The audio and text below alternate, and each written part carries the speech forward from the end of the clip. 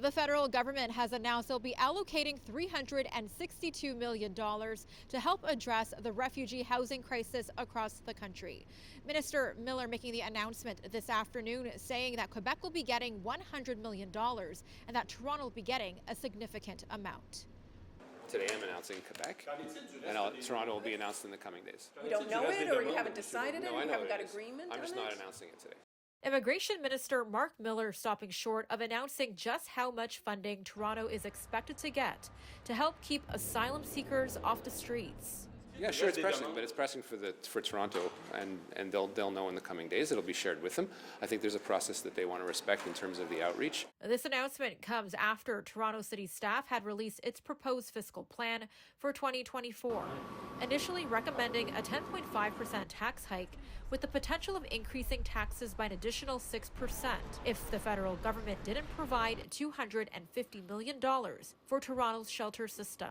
City staff had said that the tax would be needed to shelter the 5,800 asylum seekers who currently make up more than half of the city's shelter capacity. We're in need of help. Nadine Miller has been at the front lines of the refugee crisis since last summer, helping house asylum seekers at the Pilgrim Feast Tabernacles Church in Etobicoke.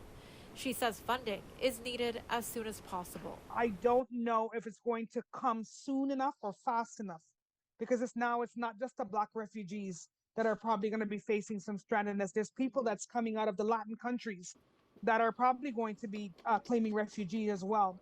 If Quebec will be getting $100 million as promised by Miller, that would mean the remaining amount would be far less than the $250 million requested by Toronto, as $262 million would be left to share among other provinces and municipalities.